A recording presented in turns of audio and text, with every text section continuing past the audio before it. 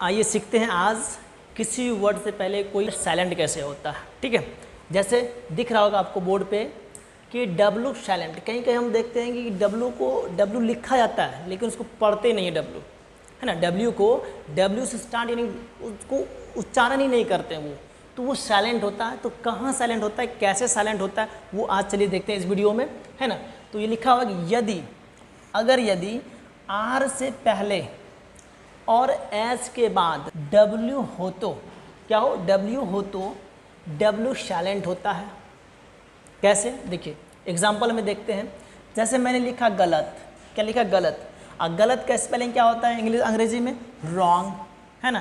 तो रॉन्ग जो पढ़ते हैं, देखिए लिखा किससे जा रहा है, डब्ल्यू से, लिखा किससे जा रहा है, डब्ल्यू से, और पढ़ क्या रहा है, रॉन्ग। लेकिन रॉन्ग देखो यानी क्या हो जा रहा है, देखो यहाँ से रॉन्ग, RONG रॉन्ग, लेकिन स्पेलिंग क्या है हमारा, WRONG रॉन्ग।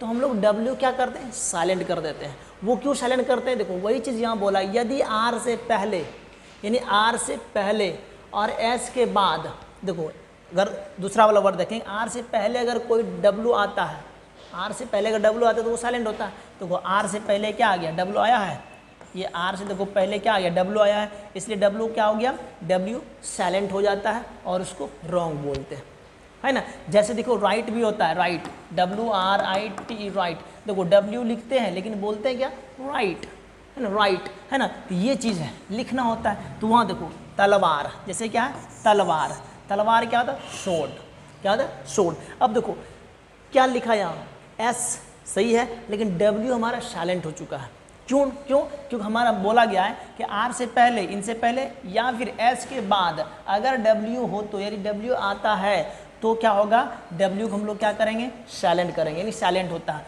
देखो एस के बाद क्या आ रहा है, डब्ल्यू आ रहा है, SWORD, क्या पढ़ते हैं, स्वॉर्ड। इसका मतलब क्या होता है, तलवार, है ना, तलवार। जैसे दूसरा देखिए यहाँ लिखना राइट, वही चीज़ यहाँ बताया अभी। मतलब क्या हुआ, देखो लिखते तो है डब्ल्यू से, है ना, डब्ल्यू, लेकिन पढ़ते क्या है, राइट, क्या पढ़ते हैं इसको, राइट।